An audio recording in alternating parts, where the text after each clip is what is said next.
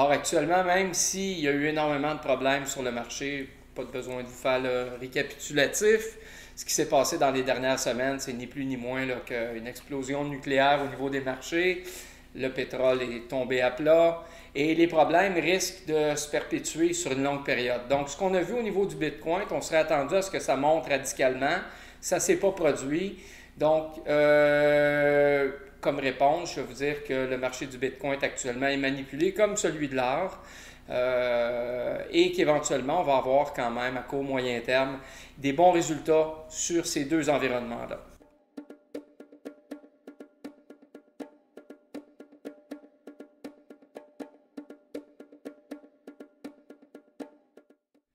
Salut tout le monde, Bruno Orbital Trading. On va parler aujourd'hui des marchés, on va faire une petite analyse technique ensemble. On va parler des valeurs refuges, on va parler du Bitcoin, on va parler de l'or. Actuellement, les deux, le Bitcoin comme l'or, ne semblent pas réagir nécessairement comme on s'y serait attendu au départ. On considère que l'or, historiquement, c'est une valeur refuge. Or, actuellement, même s'il y a eu énormément de problèmes sur le marché, pas de besoin de vous faire le récapitulatif. Ce qui s'est passé dans les dernières semaines, c'est ni plus ni moins qu'une explosion nucléaire au niveau des marchés. Le pétrole est tombé à plat et les problèmes risquent de se perpétuer sur une longue période. Donc, ce qu'on a vu au niveau du Bitcoin, on serait attendu à ce que ça monte radicalement. Ça ne s'est pas produit. Donc, comme réponse, je vais vous dire que le marché du Bitcoin actuellement est manipulé comme celui de l'or. Et qu'éventuellement, on va avoir quand même à court moyen terme des bons résultats sur ces deux environnements-là. Donc, en substance, ce qui s'est passé dans les derniers jours, c'est que le Bitcoin a perdu 30% de sa valeur face aux US. Le pétrole a perdu, lui, plus de 50% et le S&P 500, 27%. Donc, à tout prendre, la baisse du Bitcoin a été corrélée, plus ou moins, aux descentes qui ont été observées sur le marché lui-même. Évidemment, le fait qu'il n'y ait pas de décollage au niveau du Bitcoin s'explique de plusieurs façons. On va y revenir dans le petit pep talk qu'on a ensemble. Ce que je veux vous dire, c'est que sur le marché américain, les banques centrales ont injecté, tenez votre ceinture, 1500 milliards de dollars. Donc ça, c'est du quantitative easing là, pour les fous et les fins. Ce que ça veut dire en substance, c'est que la Banque centrale a racheté de la dette des entreprises en difficulté. Et on n'a pas fait attention à ce qu'on rachetait. Donc, éventuellement, on va se retrouver encore avec des produits toxiques, comme ça a été le cas dans les années 2007. Les problèmes sont devant nous. Ce qu'on a vécu jusqu'à présent, c'est ni plus ni moins que le catalyseur de ce qu'on va vivre éventuellement. Et je vous dis à ce moment-là qu'il va falloir qu'on tienne notre sucre avec de la broche. Ça risque de brasser pas mal. La Chine et la Russie actuellement achètent massivement de l'or. Donc ça, vous pouvez aller le vérifier, vous pouvez aller sur différents sites. On achète de l'or physique, ça veut dire quelque chose. La Deutsche Bank, Barclays, HSBC, ainsi de suite, ainsi de suite. La Société Générale, UBS, RBS, Citigroup, ainsi de suite, ainsi de suite, ont été encore condamnés récemment pour avoir manipulé l'or et l'argent. Donc ça, il y a eu des accusations contre eux et ces groupes-là ont été condamnés pour avoir manipulé le marché lui-même. Donc, il va falloir qu'on comprenne qu'est-ce que ces gens-là, ces groupes-là ont fait pour éventuellement profiter du marché sans se faire prendre par l'illusion. Donc, comment ces banques-là ont réussi à manipuler l'or et l'argent? Bien, c'est simple. C'est à travers les marchés dérivés, donc les options, les futures. On prend des contrats et à un moment donné, on fait un contrepoids pour empêcher finalement que l'or ou l'argent prennent leur position. On pourrait dire le Bitcoin aussi maintenant, parce que le Bitcoin peut se trader maintenant au CME. Et ça, c'est problématique. Pourquoi on ne veut pas que le Bitcoin ou l'or prennent les devants? Ben, c'est tout simplement parce que y a des gens qui ont tout à perdre si jamais la devise prend du recul. Sans rentrer dans toutes les considérations qui concernent finalement les devises, l'or ou les bitcoins, ce qu'on peut dire, c'est qu'à moyen terme, on va voir une résurgence, une progression de l'or et une progression aussi du Bitcoin. Est-ce qu'avec l'or, comme avec le Bitcoin, on va pouvoir surfer éternellement sur des vagues divines? Pas du tout. Il va falloir faire attention, il va falloir rester rationnel dans notre approche. Par contre, il va y avoir des belles opportunités, particulièrement à mon sens avec le Bitcoin. Donc, j'ai l'impression que le Bitcoin va être plus performant que le marché de l'or. Donc, en substance, ce qu'il faut retenir de tout ça, c'est qu'actuellement, ce qu'on voit au niveau du Bitcoin, tout ce qu'on voit du point de vue de l'or, par rapport aux fondamentaux, ça ne tient pas la route du tout. Il y a un problème à quelque part et évidemment, les choses vont éventuellement se réajuster en fonction des fondamentaux parce que le fondamental, c'est fondamental, c'est incontournable. On ne peut pas, sur ces données-là, je veux dire, on ne peut pas arriver à une équation qui va nous donner une somme qui est différente finalement des paramètres de départ. Impossible. Tout à l'heure, je vous disais qu'il y a eu de la manipulation qui ont été faites par des grands groupes financiers qui ont été accusés pour leur magouille. Et si vous allez observer le 17 décembre, c'est une journée sur le CMC où il y a eu des contrats futures qui ont été releasés. Et évidemment, c'est à partir de ce moment-là qu'on a vu le Bitcoin se casser la gueule. Donc, on voit vraiment ici l'impact de ce marché-là, du marché des dérivés, sur les cryptocurrencies, comme on l'a vu aussi sur l'or en 2007 et comme on l'a vu sur l'or jusqu'à tout récemment. Nous, ce qu'on va voir aujourd'hui, c'est on va faire une analyse technique de tout ça. On va essayer de comprendre un petit peu de quelle façon éventuellement on pourrait se positionner. Qu'est-ce qu'il faut comprendre du marché actuellement du point de vue technique? Évidemment, là, on a fait des petits apartés sur le fondamental, sur les fondamentaux du Bitcoin, de l'or, ainsi de suite, ainsi de suite. Et éventuellement aussi, on va vous parler de positionnement. Ça serait quoi la meilleure façon de procéder pour peut-être vous positionner sur le Bitcoin, vous positionner sur l'or, sans vous casser le nez, en sachant qu'il y a beaucoup de fluctuations sur le marché, que les dangers sont réels. Donc, de quelle façon prendre position? Ça passe par un fractionnement de vos positions. Du moins, c'est ce que moi, je vous recommande. Je ne vous dis pas quoi faire. Je vous dis qu'il y a des façons plus sécuritaires de procéder. Après ça, si vous avez envie de vous lancer dans le fleu avec le bidon de gaz, c'est votre business. Moi, je vous recommande quand même de travailler intelligemment. De toute façon, il y a des possibilités de progression sur le marché. Et vous pouvez en profiter de différentes façons. Vous le savez, si vous êtes un trader intraday, vous allez pouvoir faire du get-in, get-out. Donc, profitez de petits mouvements. Si vous faites du swing, vous allez être positionné sur une période qui est plus longue. Dans un cas comme dans l'autre, agir intelligemment, c'est toujours à votre avantage. Quelques petits chiffres comme ça pour comprendre là, la valeur du Bitcoin, de l'Ethereum, du Ripple. Si vous regardez le Bitcoin, là, depuis janvier 2016, il a pris 1774% le Bitcoin sur le marché. En dépit du fait qu'il est monté et descendu, là, c'est la progression qu'il nous a donnée. L'Ethereum, c'est 27 875, donc c'est quand même pas à cracher dessus. Le Ripple, c'est 7200%. Et le token de Binance, BNB, lui, nous a donné 26 110, si je ne me trompe pas. J'ai mal écrit sur ma feuille. Je peux peut-être me méprendre là, sur ma propre écriture, mais dans tous les cas, ces titres-là ont progressé de façon... mon Dieu, c'est explosif, c'est olympique, c'est fantastique. Quand on a des chiffres comme ça, plus de besoin de croire au Père Noël, et il est dans notre salon avec nous. Au niveau du BTC, actuellement, on pourrait dire qu'il remonte, il est corrélé avec le S&P 500. Donc, est-ce que ça va toujours être comme ça? Je ne le crois pas. Mais pour l'instant, les deux suivent. Au niveau de l'or, actuellement, si vous tradez l'or sur des Contract of Difference, donc le XAU, XAU-USD par exemple, on est vraiment sur un momentum bullish. C'est intéressant. L'Ethereum progresse très, très, très bien aussi. Il y a des annonces cette semaine. Le 28 avril, il y a l'annonce du Consumer Confidence.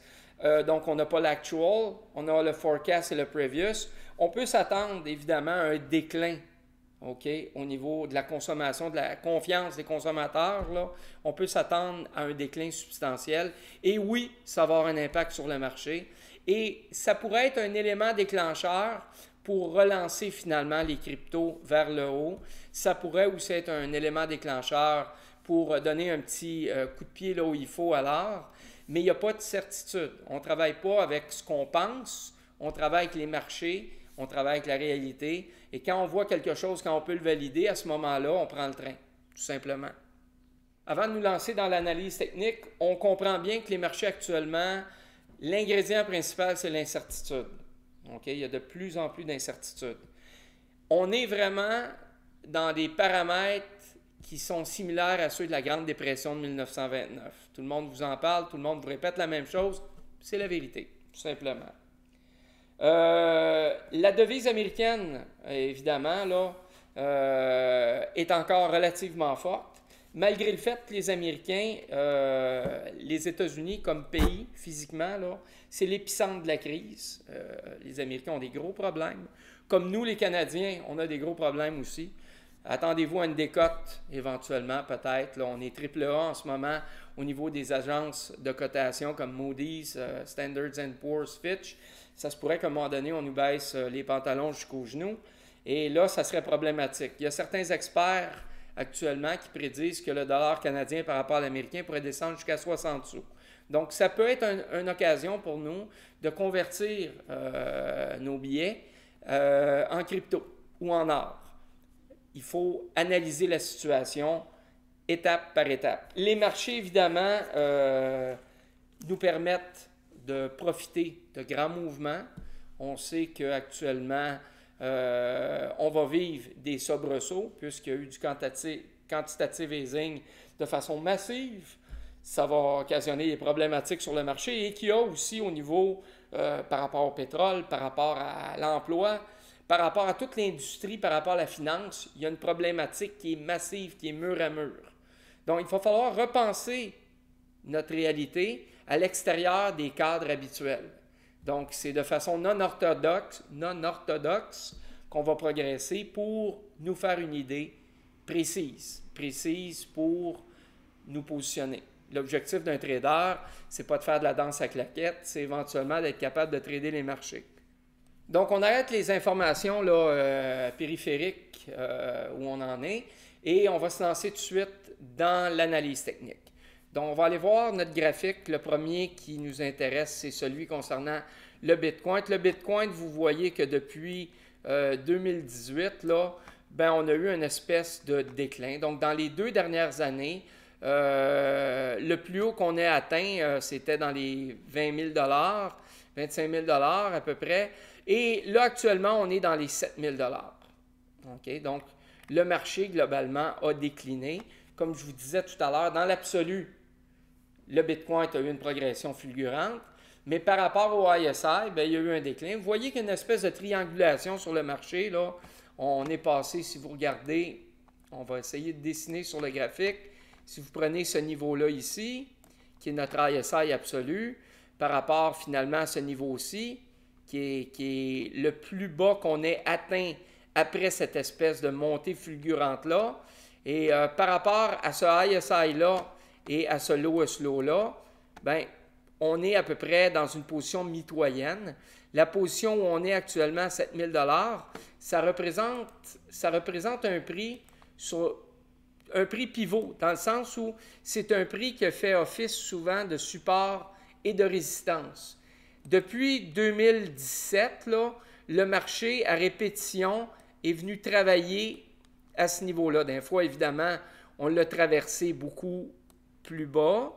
À l'occasion, on est monté beaucoup plus haut, mais souvent, on est venu travailler sur cette zone-là. Et là, actuellement, on a eu la baisse ici dans les derniers jours, là, la baisse des marchés, qui a été assez catastrophique. Et là, depuis ce temps-là, ce qu'on voit, c'est qu'on fait une remontée vers cette espèce de niveau mitoyen-là, qui représente en fait une espèce c'est un niveau un petit peu pivot, un niveau clé. Et je crois, moi, qu'on va monter en haut de ce niveau-là et poursuivre la progression. Maintenant, cette progression-là ne sera peut-être pas en continu. C'est pas parce qu'actuellement, on voit qu'on est dans un marché où il y a eu une progression depuis le dernier déclin. Le dernier déclin, évidemment, c'est les chandelles que vous voyez ici sous mon espèce de petit signe sourire, là. C'est cette chute-là ici. Et depuis cette chute-là, mois de mars, mi-mars, avril, là, ben, le marché a trouvé le moyen de reprogresser. Et ici, on est dans une espèce de range ou dans un wedge, appelez ça comme vous voulez. On travaille de façon relativement harmonieuse à l'intérieur de cette espèce de zone-là où finalement il y a un support qui s'est dessiné et où il y a une résistance qui s'est dessinée. On est vraiment dans une espèce de wedge. Et là, moi, je crois qu'on a des assez bonnes chances de voir une sortie au-dessus de ce niveau-là, qu'on pourrait situer autour de 7 858 $. Là, je crois qu'on va pouvoir briser ce niveau-là assez rapidement. Et éventuellement, par rapport à notre chandelle de référence, qu'on pourrait établir sur la grande chandelle rouge ici, OK, cette chandelle-là, je crois qu'on va venir briser le haut de cette chandelle-là. Donc, 758, ça nous met à peu près... On va le mettre ici, notre niveau. Là. Ça représente bien ce que je voulais vous dire tout à l'heure. Donc, une fois qu'on briserait le niveau de, mettons, 7771, ça pourrait être très, très intéressant. Et à partir du moment où on va briser le haut de notre espèce de rectangle vert ici, bien là, on va avoir une confirmation pas mal, là, comme quoi le marché définitivement veut prendre une direction. Mais évidemment, c'est fantastique. Sur le plan technique, ça semble logique. Si jamais le marché ne réagit pas comme nos expectatives, bien, il faut changer notre façon de voir les choses parce que ce n'est pas le marché qui a tort, c'est nous qui avons mal compris le marché, tout simplement. Ça ne sert à rien d'essayer de mettre un cube carré dans un orifice rond. Donc, la petite analyse technique qu'on va faire sur le Bitcoin, on va l'entreprendre de façon à essayer de comprendre vraiment ce qui pourrait subvenir dans les prochaines heures, dans les prochains jours. Ce qu'on voit, c'est que le Bitcoin, dans les dernières années, évidemment, a fluctué beaucoup. Depuis les années, là, voyez-vous ici, si on regarde, là, depuis 2017 jusqu'à présent, il y a eu énormément de mouvements sur le Bitcoin.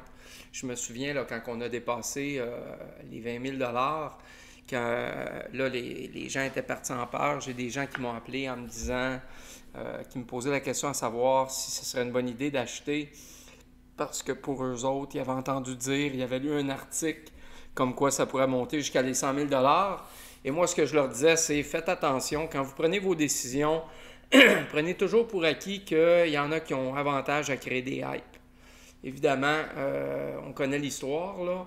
Le Bitcoin a progressé et à un moment donné, là, je me souviens quand ça montait, quand on a vécu cette espèce de montée fulgurante-là ici, là, il y a eu un petit peu de turbulence dans cette zone-là. On a monté, on est redescendu, puis après on est remonté.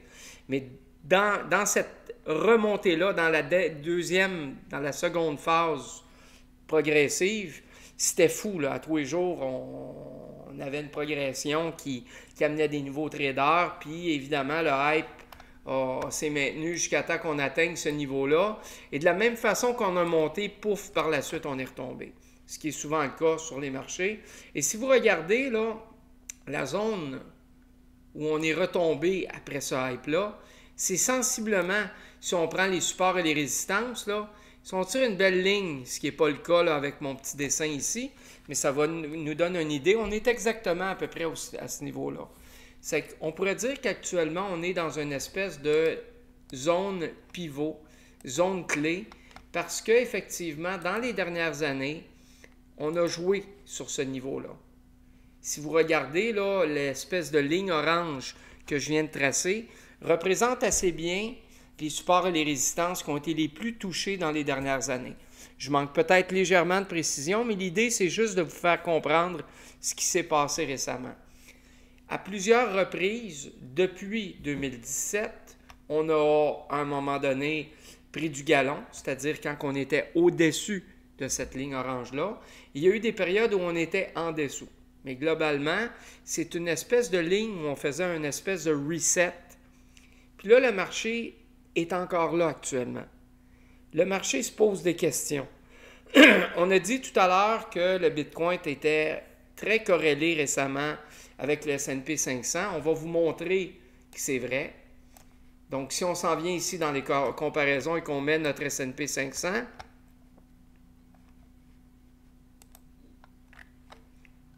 on va essayer de remettre notre graphique correctement. Bon.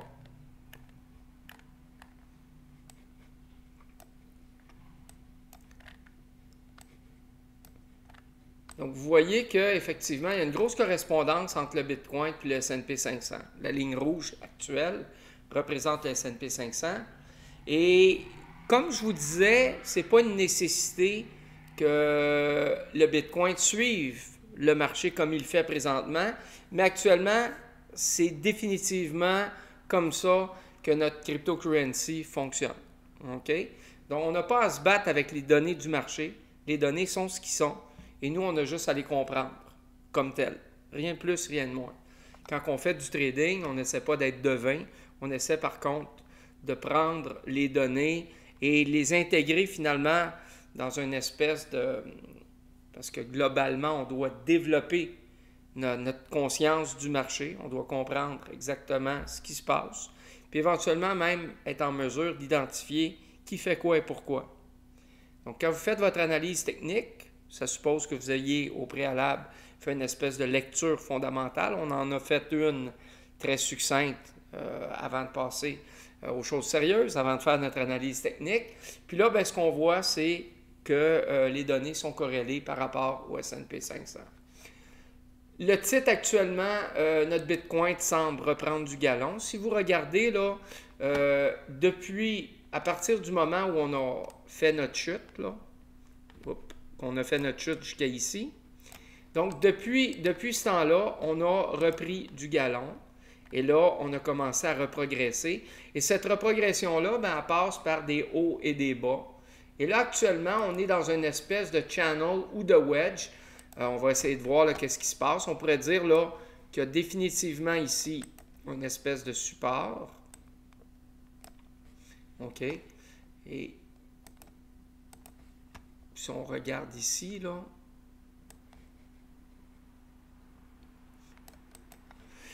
c'est une espèce de wedge. On est dans un wedge et il y a une cyclicité au développement de notre site, c'est-à-dire qu'à l'intérieur de quelques jours, on monte, puis après ça, on régresse. Mais nos lots sont toujours de plus en plus élevés. Donc, si vous regardez, on est parti d'ici, on est monté, là, on est redescendu. Donc, notre lot ici était plus élevé que celui-ci. On est remonté, on est redescendu. Encore une fois, notre lot était plus élevé que le lot antérieur. Et là, il y a une progression qui se fait. Donc, on peut penser, vous vous souvenez tout à l'heure, je vous disais que le niveau où on était actuellement, c'est une espèce de pivot par rapport, de niveau pivot par rapport au marché lui-même. On peut tout à fait là, voir que sur le marché, en tout cas si on le prend là, depuis septembre, on constate assez facilement là, que bon, ça c'est une espèce de support. On a dépassé ce niveau-là. C'est un support ici, puis là on a dépassé ça dans les derniers jours parce que notre graphique est en daily et on a même dépassé, on est rendu à ce niveau-là, là, qui était une résistance ici. Mais là, on est sur le point de franchir ce niveau-là ici. Et cette résistance-là, là, ici, là, si vous remarquez, elle représentait, c'est vraiment le fameux niveau pivot là, qu'on dessinait tout à l'heure, plus ou moins. OK? Donc, le marché semble reprendre du galon. Le S&P a reprogressé. La question à 100 $, c'est est-ce que le marché américain va poursuivre sa route haussière? Et si jamais le marché américain s'effondre pour X raisons, dû au quantitative easing, dû au fait qu'à un moment donné, les statistiques par rapport à l'emploi ou à l'annonce du 28 sur le Consumer Confidence, si jamais l'annonce était négative, bien, il faudrait voir de quelle façon le Bitcoin va se comporter. Mais éventuellement, ça se pourrait qu'il y ait une disparité qui se crée entre le S&P 500 et le Bitcoin. C'est ce qu'il faut retenir là-dessus. Moi, ce que je trouve intéressant, c'est que actuellement, si on regarde l'Ethereum, OK? L'Ethereum actuellement, bien évidemment, ça coûte beaucoup moins cher que le Bitcoin. Et l'Ethereum a une progression extraordinaire actuellement. Donc, si vous regardez, OK, si on va voir Ethereum USD, bien, on voit qu'on a sensiblement le même graphique, mais pour des valeurs moindres. Donc, pour quelqu'un qui veut investir, c'est intéressant. C'est intéressant d'aller sur l'Ethereum. L'Ethereum est appareillé d'une certaine façon au Bitcoin, qui lui-même actuellement semble suivre l'évolution positive du S&P 500. Mais éventuellement, même si le marché américain s'effondrait, moi, je crois, évidemment, c'est mon idée personnelle, je pense que tôt ou tard, la crypto va prendre le relais parce que c'est une valeur refuge qui va jouer son rôle. Est-ce que les cryptos vont perdurer? Est-ce que c'est la solution pour l'avenir? J'en ai absolument aucune idée, mais je suis persuadé que les cryptos vont quand même jouer leur rôle de valeur refuge dans la crise présente. Et on n'est pas sorti du bois. On se comprend tous là-dessus. On va regarder maintenant qu'est-ce que l'or fait. Donc, on va regarder l'or avec les Contract of Difference. Vous savez comment ça fonctionne, un Contract of Difference. C'est quand on oppose l'or à la devise américaine, par exemple. C'est le cas actuellement avec l'XAU USD. Et ce qu'on voit, c'est que l'or reprend du galon. L'or, contrairement au marché de la crypto, du Bitcoin ou de l'Ethereum, sa progression là, est beaucoup plus prononcée dans les derniers jours. Et vous voyez un petit peu encore la cyclicité de l'évolution sur l'or. C'est assez intéressant, là. C'est qu'on a monté beaucoup. Lowest low, il y a une construction au niveau de nos lowest low qui sont de plus en plus haut placés. Vous voyez un petit peu la cyclicité. Là. La cyclicité, on peut la calculer par rapport au mouvement lowest low, ISI, lowest low, par rapport au temps. Et vous voyez là, qu'on a un cycle ici qui s'est complété entre un lowest low et le prochain lowest low. Ensuite, on a fait un rebound encore. On a refait un rebound ici. Et là, on semble actuellement faire une espèce de petit mouvement de rétraction. La question à 100 pièces ici qu'on doit se poser, c'est, bon, on ne peut pas prévoir ce qui va se produire, mais il faut faire attention. On pourrait ici éventuellement se retrouver face, si jamais il y avait une rétraction puis on venait briser ce niveau-là ici, on se retrouverait face à une figure chartiste qu'on appelle l'EM. Ça pourrait représenter une descente temporaire sur le marché. Ce n'est pas impossible. On pourrait venir frapper ces niveaux-là ici ou même plus bas. Il faut faire attention à ça. Mais il se peut aussi que dans les prochains jours, ce qu'on voit, c'est qu'on reprenne le chemin de la hausse. N'oubliez pas que cette semaine, il y a des annonces importantes au marché. Puis il faut le prendre en considération. Et ça pourrait, les annonces qu'il y a sur le marché par rapport au niveau de confiance des consommateurs, pourraient aussi affecter d'une certaine façon le marché des cryptos. Globalement, je crois quand même que le Bitcoin va progresser parce que les problèmes sont récurrents, parce que les gens éventuellement pourraient abandonner la devise américaine qui éventuellement jouera peut-être plus le rôle qu'elle joue présentement. Actuellement, le niveau de confiance des gens perdure, mais ce n'est pas dit que ça se maintienne ad vitam aeternam. Donc, au niveau de l'or, je crois que l'or a la possibilité de progresser quand même pas mal. Et si on regarde l'or, admettons, en weekly, ce qu'on voit, c'est qu'actuellement, on est quand même très, très, très élevé. On est à 1700 $. Là. Et antérieurement, en 2012, dans les années 2012, 2011-2012, l'or avait atteint des sommets assez intéressants. Là. On va prendre celui-ci, disons. On va prendre l'autre ensuite en 2012. Donc, l'or actuellement, il y a des fortes chances qu'on vienne travailler dans cette zone-là ici. Puis, auquel cas qu'on brise ce niveau-là, il faudrait s'attendre à ce moment-là à ce que le travail se fasse dans cette interzone-là. Puis éventuellement, on pourrait aller réatteindre des prix de 1900 $ ou peut-être même plus. L'avenir nous le dira. Ce qui est intéressant, par contre, c'est qu'on voit bien là, que depuis les années 2018, là, on est dans une remontée avec l'or. On voit qu'il y a eu quand même des bonnes fluctuations. Assez récemment, là, dans les années 2020, là, vous voyez qu'on a fait une bonne rétraction. On est revenu tester un niveau clé ici, là, qui était ici une résistance, ici un support. On est revenu tester ce support-là. Et là, on est venu briser le ISI ici. Et là, on est là-dedans. Et si on regarde notre graphique avec certains indicateurs, comme la RSI, disons,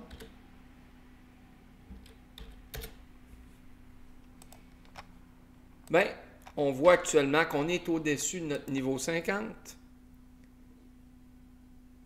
Et le fait qu'on soit au-dessus du niveau 50, c'est quand même significatif dans le sens où, et même au niveau en haut du 60, on est à 64,96 en weekly. Et là, on comprend que le sentiment du marché est très, très positif sur l'or. C'est facile de comprendre ce qui se passe. Comme je vous disais tout à l'heure, l'or est manipulé. Il y a des grandes firmes, des grandes banques qui ont été pris la main dans le sac. Et éventuellement, je ne crois pas qu'on soit capable de réfréner la progression de l'or. Même si je vous disais la semaine dernière, dans la dernière revue de presse, que l'or ne reprendra pas son rôle de leader économique comme ce fut le cas à l'époque, là, il reste qu'on doit quand même compter avec cette valeur refuge-là. Je ne miserai pas toutes mes œufs dans le même panier sur l'or, mais je suis à peu près persuadé que dans les prochaines semaines, on va voir quand même une bonne évolution de l'or sur le marché. Mais la manipulation est au programme, c'est pas arrêté. On n'est pas à l'abri de certaines fluctuations. Donc, faites attention. La petite analyse technique qu'on fait actuellement, ce n'est pas pour vous donner des réponses absolues, mais c'est pour vous faire comprendre un petit peu ce qui pourrait se produire. Donc, on travaille ici avec notre RSI, on pourrait utiliser la MACD, on pourrait utiliser la stochastique, on pourrait utiliser plusieurs moyennes mobiles. Mais l'idée, c'était de comprendre globalement ce qui pourrait se produire. Maintenant, au niveau de notre positionnement. Supposons, moi, que je trade l'or. Nous, chez Orbital, on préconise finalement un travail avec la structure d'abord et avant tout. On se fie beaucoup à nos figures de renversement, nos tendances, nos supports, nos résistances, nos cassures, puis on utilise les figures Chartis. Puis après ça, on va s'aider des outils secondaires, donc la RSI, la MACD. On va travailler sur certains time frames avec certains outils secondaires et en bindant tous ces outils-là ensemble, en filtrant l'information, on va être en mesure à un moment donné de prendre position. Ce que je vous disais en début au niveau là, de notre petite, pas émission, mais notre petit aparté d'aujourd'hui, ce que je vous disais, c'est que il y a une façon de se positionner au marché qui pourrait être avantageuse pour vous.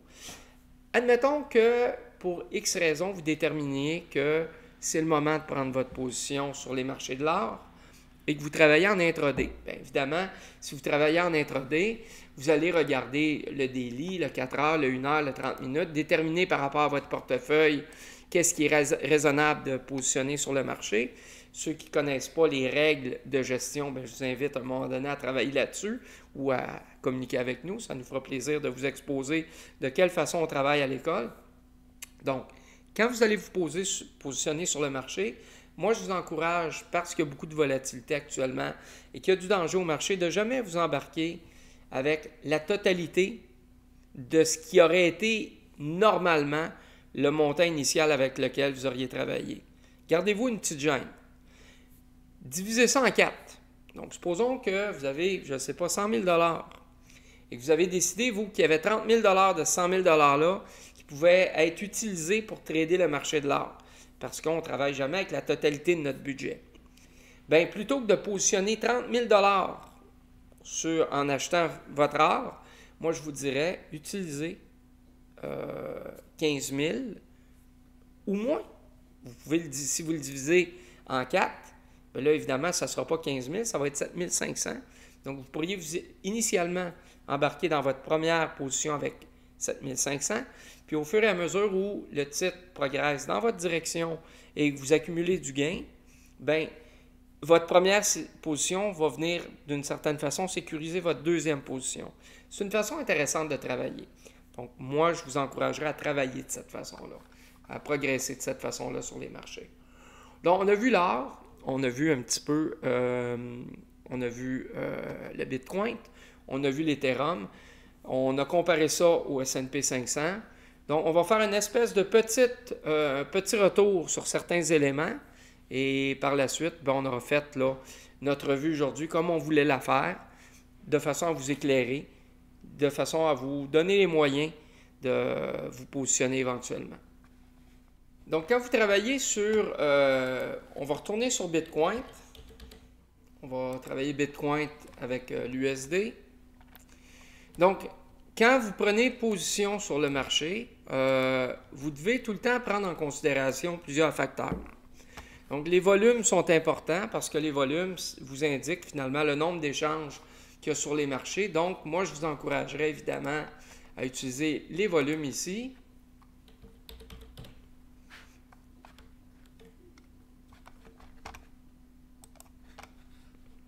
Donc, les volumes ici, bien évidemment, ça vous donne une idée par rapport aux échanges sur le marché. Et un volume n'est jamais aussi efficace en termes d'information. Le volume va vous donner vraiment son plein rendement, va vous donner toutes les informations qu'il y a à vous donner si vous êtes en mesure de le comparer à ce qui s'est fait antérieurement. Donc, moi, je vous encourage au niveau des volumes à tout simplement standardiser vos volumes. De quelle façon on fait ça? C'est assez simple. Vous venez ici et là, ce que vous allez faire, je ne vais pas me tromper ici. On s'en vient ici. On va switcher ça comme ça. On va venir sur l'input. Donc là, vous voyez que j'ai une moyenne mobile de 20 ici. On va faire OK. Et la petite ligne que vous voyez pointillée en bas, là, ça représente une moyenne mobile 20 standardisée sur mes volumes. Et la petite ligne jaune qui, elle, est plus en dents de scie, c'est une moyenne mobile tout court qui est non standardisée. Qu'est-ce qui est utile avec ces moyennes-là? C'est que cette ligne-là, ça pose directement sur mes volumes. Et là, je suis capable de voir si à l'heure où on se parle, ou dans la journée où on se parle, parce que là, on est en daily, mais disons qu'on se mettrait en heure, bien là, on serait tout de suite capable de voir si nos volumes sont en dessous ou au-dessus de la moyenne des 20 derniers jours. Et là, on voit qu'actuellement, là, je vous parle, il est dimanche soir, il est 21h45. Donc, là, il semblerait que le marché, un petit peu, en termes d'échange, c'est pas le top. Donc, on le voit tout de suite avec nos volumes standardisés. Les volumes, c'est important parce qu'ils nous mettent en présence du nombre d'échanges qu'il y a par rapport au Bitcoin USD. Ce qu'on veut savoir aussi, c'est en termes de momentum. On va vouloir avoir de l'information sur le momentum. Donc, tout à l'heure, on a regardé la RSI. Moi, j'utilise la RSI. C'est un outil qui a été développé par M. Wilder dans les années 80.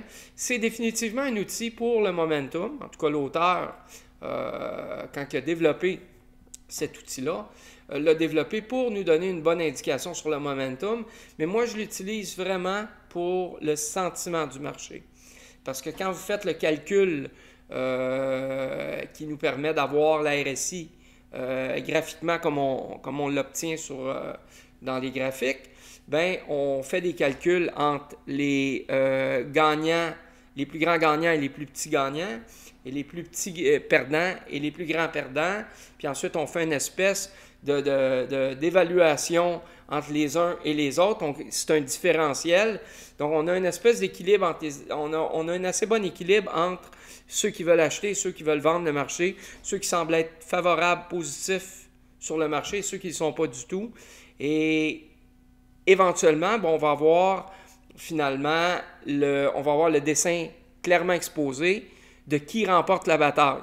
Donc, c'est pour ça que je l'utilise pour me donner une détermination du sentiment du marché, parce que de par le calcul stochastique qui constitue l'outil, bien, c'est vraiment ça qui ressort du calcul, le sentiment des traders. Donc, j'utilise, moi, la RSI pour me donner l'idée sur le sentiment, les volumes pour avoir une idée sur les échanges. Je vais utiliser aussi, par exemple, la MACD. qui est un excellent outil pour les divergences-convergences. Et c'est un outil pour le momentum. Je l'aime beaucoup, beaucoup, la MACD. On peut l'utiliser paramétrer de différentes façons, dépendamment de quel type de trading on préconise, si on est en swing ou en intraday, ou si on trade de façon assez serrée. Et je vais utiliser aussi, par exemple, la stochastique, qui est mon outil de prédilection pour établir le momentum. Si j'utilise tous ces outils-là, c'est pour essayer de trouver des confluences sur plusieurs time frames, pour essayer de voir s'il n'y aurait pas des réponses similaires sur plusieurs de ces graphiques-là dans la perspective où je vais prendre une position. Je vais aussi utiliser des outils pour déterminer mes points d'entrée et mes points de sortie. Évidemment, mon point d'entrée, moi, j'aime beaucoup les cassures. Quand j'ai une cassure et qu'à un moment donné, j'ai des signaux clairs sur ma RSI, ma MACD, ma STO, ça vient confirmer la possibilité de prendre une position. Si en plus mes volumes sont au-dessus de ma moyenne standardisée, c'est très, très, très positif. Si les annonces fondamentales semblent me dire que l'orientation que je vois sur le graphique est conforme à ce qui se passe, là, c'est encore mieux. Puis là, éventuellement, je vais utiliser des outils pour déterminer, après ma cassure, si effectivement c'est valable de prendre position. J'aime beaucoup, beaucoup, beaucoup utiliser ce qu'on appelle la T-line. Donc, la T-line, c'est quoi? C'est tout simplement une exponential moving average. Donc, je vais utiliser ma moving average exponentielle ici. Et ça pourrait être une simple moving average aussi. Et cette moving average-là, je vais la paramétrer pour une valeur de 8. Donc, 8 jours. Mettons qu'on va la mettre verte. Couleur des Irlandais, c'est sûrement positif. Donc, cette ligne-là, normalement, pourrait m'aider à, quand je suis au-dessus ou en dessous, après qu'il y ait eu une cassure, dépendamment, je veux trader les marchés à la hausse ou les shorter. Donc, je vais utiliser cette moyenne-là en concordance avec mes cassures pour essayer de déterminer si le moment propice ou prendre une trade s'affiche. C'est clairement ça que je peux faire. Et ça va mieux déterminer, m'aider à mieux déterminer mes points d'entrée. Donc, si vous regardez ici, là, on a eu une zone ici entre un support et une résistance. Et à un moment donné, on a brisé une espèce de résistance et on est au-dessus de ma T-line. Par contre, au niveau de mes... Quand on a fait cette cassure-là, on était au-dessus aussi de ma moyenne mobile standardisée sur mes volumes. Là, actuellement, on est ici. Les volumes se sont affaissés. C'est pas étonnant, là. On est dimanche soir. Il faut laisser un peu de temps au marché. On a vu que la RSI semblait positive.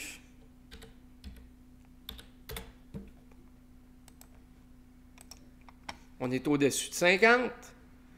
On a travaillé sur le niveau 50. Vous voyez tout ça ici, on a travaillé sur le niveau 50. Puis là, on a réussi à s'envoler.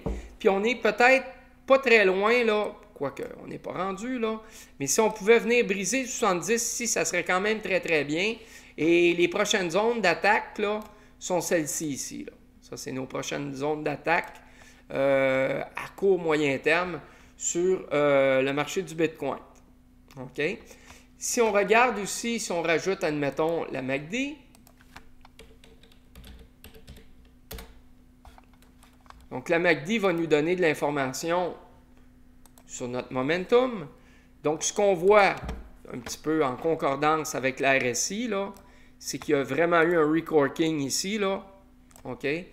Le marché a amorcé sa progression dans cette zone-là ici. Et ça concorde bien avec ce qu'on voit dans nos graphiques. OK? Et là, actuellement, au niveau de notre MACD, on a dépassé l'espèce d'histogramme ici. L'histogramme ici, ce que vous voyez, ça ressemble à des volumes, là. C'est en fait la divergence existant entre notre moyenne la plus rapide et la plus lente dans la MACD. Donc, notre ligne bleue et notre ligne rouge. Plus la divergence entre les deux lignes est grande, plus on l'observe sur les graphiques de notre histogramme qui peuvent représenter le marché baissier quand la construction se fait vers le bas. par rapport à notre ligne de neutralité qui est le 0 et qui représente les hausses quand on est en haut de notre ligne de 0. Là, vous voyez ici que la divergence est de moins en moins grande entre les deux moyennes mobiles, mais il y a vraiment une construction qui se fait vers le haut et ça laisse présager qu'on pourrait peut-être progresser. Mais c'est encore, la réponse ici n'est pas encore claire, clairement définie. On est en daily, on pourrait fractaliser notre time frame ici, regardant en 4 heures, pour avoir peut-être une idée de ce qui se fait en 4 heures et dans des time frames plus petits. L'idée étant, à un moment donné, d'aller chercher des confirmations de cette façon-là. On pourrait aussi utiliser notre RSI, notre stochastique, excusez-moi, pour avoir une idée qui est encore plus solide par rapport aux positions qu'on veut prendre. Donc, je vous donne des idées là, de façon succincte sur comment on pourrait opérer pour éventuellement prendre position sur le marché. Donc, T-Line nous a aidé à prendre position après qu'on ait travaillé avec la cassure. Et éventuellement, advenant que le marché progresse, là, supposons que le marché se mettrait à monter puis on ferait de l'argent, à quel moment on pourrait déterminer notre point de sortie? Ça sera en fonction de certains calculs qui appartiennent à la gestion. Et en plus de ça, on pourrait utiliser la SAR. Et la SAR, c'est très, très, très utile parce que quand il y a des inversions avec cet outil secondaire-là, ben, c'est des confirmations qui s'ajoutent pour peut-être sortir de nos positions. Moi, je ne peux pas vous donner malheureusement toutes les notions relatives aux cours sur la gestion qu'on donne chez Orbital, mais ce que je peux vous dire, c'est que c'est très, très, très rare dans une position donnée que j'accepte une rétraction de plus de 20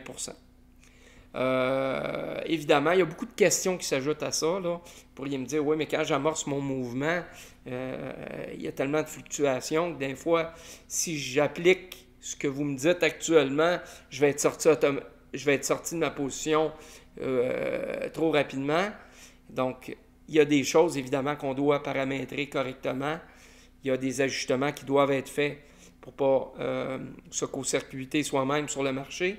Mais globalement, quand il y a un mouvement intéressant, une rétraction de 20 pour moi, ça signe la fin du bail. Okay? Maintenant, je vais travailler avec différents outils. Si j'embarque sur une position parce qu'il y a une cassure, bien, à un moment donné, si ce phénomène-là se produit à la baisse, ça va m'aiguiller. Ça devrait me donner de l'information pour peut-être passer outre, fermer ma position. Mais je vais utiliser aussi des outils comme la SAR pour donc la parabolique SAR. Et ça, la SAR, vous voyez, c'est des petits points qui vont être en dessous ou au-dessus de mes graphiques. Et éventuellement, quand il y a une inversion de ces pointillés-là, ça signifie qu'il y a une rétraction qui est faite. Et quand on la regarde en 4 heures ou en 1 heure et tout, ça représente souvent plus ou moins 20 Donc, ça va nous aider à déterminer nos points de sortie. Donc là, on est capable de vérifier nos volumes, on est capable de mesurer notre momentum, on est capable de vérifier le sentiment du marché qu'on va observer en technique avec notre RSI, mais aussi sur le plan du fondamental, si on fait bien le travail. On est capable de déterminer nos points d'entrée, nos points de sortie en fonction des brisures sur les tendances support-résistance, s'il y a des figures chartistes. Donc, statistiquement parlant, on est capable d'établir nos trades sur du concret. Puis, on va s'aider de la T-line pour déterminer notre point d'entrée, puis de la SAR peut-être pour nos points de sortie. Donc, vous avez un peu le topo de la situation et on vous a dit qu'on ne prenait jamais position avec la totalité de notre portefeuille. Et présentement, comme le marché est risky business, bien, vous allez faire de façon vous allez fractaliser votre positionnement. C'est-à-dire que moi, je vous encourage, si vous avez 100 000, vous pouvez mettre 30 000 sur le marché, ce qui est beaucoup, parce que vous ne pouvez pas mettre le 100 000 sur le marché, même si vous l'avez, ça serait complètement fou. Il faut toujours vous donner des marges, il faut vous protéger, il faut penser rationnellement. Donc, sur ce 30 000 $-là, vous pourriez rentrer par incrément des valeurs de 7 500 $ à la fois. Moi, c'est comme ça que je vous encourage à procéder. Par la suite, vous pouvez faire absolument tout ce que vous voulez. Gagner et perdre aussi. Ça, c'est plus de notre ressort. Chaque trader, à un moment donné, a à prendre la mesure des marchés. Chaque trader a à prendre ses risques en fonction de sa vision des choses. Vous voyez bien là actuellement, on va terminer là-dessus, que cette espèce de mouvement ascendant-là actuellement se fait, okay, si on regarde, là, le marché a vraiment chuté. Là. Si vous regardez, entre ici et, bon, on va dire ici, là, c'est là où le marché a fait sa chute. Vous pourriez me dire, oui, avant aussi, je chutais, là, puis vous avez raison, mais on voit vraiment que ça, c'est la grosse dégringolade. Et par rapport à cette grosse dégringolade-là, on a remonté quand même beaucoup, OK? Et moi, je crois que il faut considérer cette zone-là comme une zone où on a beaucoup de chances d'aller travailler. Advenant qu'on progresse dans cette zone-là, c'est à l'intérieur de cette zone-là, vous pourriez planifier votre stratégie en vue d'une montée subséquente à des niveaux plus élevés. Parce que c'est structuré rationnellement. Donc, on arrête ici aujourd'hui. J'espère que ça vous a aidé. S'il y a des questions, vous savez qu'on donne du mentorat à l'école. Vous n'êtes pas obligé de suivre nos formations à 100%, même pas à 50%, même pas à 25%. Si vous voulez avoir des contacts avec moi ou mon équipe, c'est très simple, vous nous appelez. Et après ça, ben, on prend des mesures pour s'organiser ensemble et vous donner du temps de glace, vous écouter, répondre à vos questions le mieux possible, puis éventuellement vous satisfaire. Donc, je vous souhaite un bon début de semaine. Regardez les calendriers économiques, aucune négligence, travaillez avec votre logbook, faites les choses comme un trader professionnel, soyez rigoureux, puis ayez du plaisir. Merci beaucoup. Salut!